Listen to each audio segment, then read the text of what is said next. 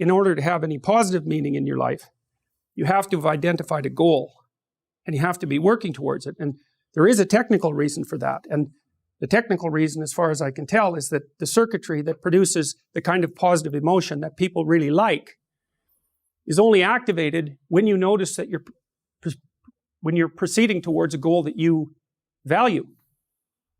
And so that means that if you don't have a goal that you value, you can't have any positive emotion. So technically, that's the incentive reward system, and the underlying circuitry is dopaminergic. And when that circuitry is activated, then it's part of the exploratory circuit.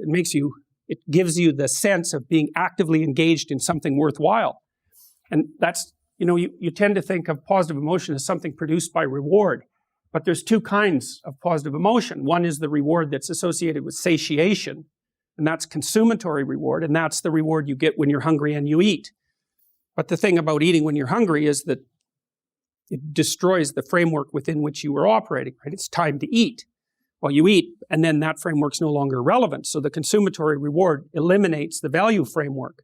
And then you're stuck with, well, what are you going to do next?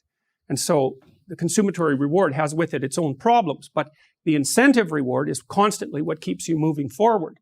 And incentive reward, because it's dopaminergic, also is analgesic, literally analgesic. So if you're in pain, you take opiates, and that will cut the pain, but so will psychomotor stimulants like cocaine or amphetamines.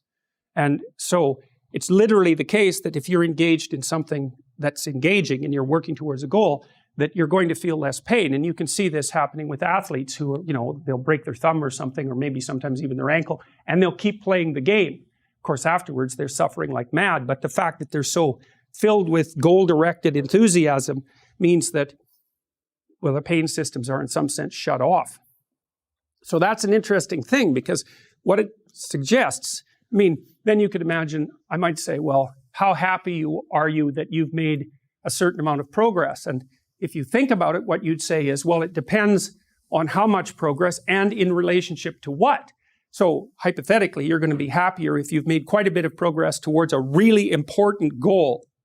And then you have to think through what it means for a goal to be really important, because that's not obvious. Now, you could say, you're in this class and you're listening to some information, and maybe there's two reasons for that. You might find the information interesting per se, but let's forget about that for a minute.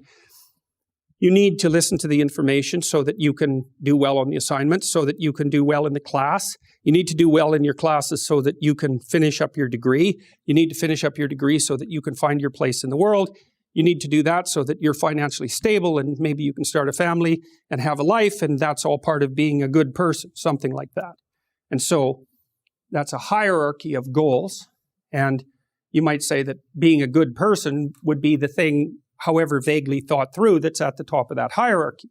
And then when you're doing things that serve that ultimate purpose, then you're going to find those more meaningful, and that meaning is actually produced as a consequence of the engagement of this exploratory circuit that's nested right down in your hypothalamus. It's really, really old. It's as old as thirst, and it's as old as hunger. It's really an old system. And so you want to have that thing activated.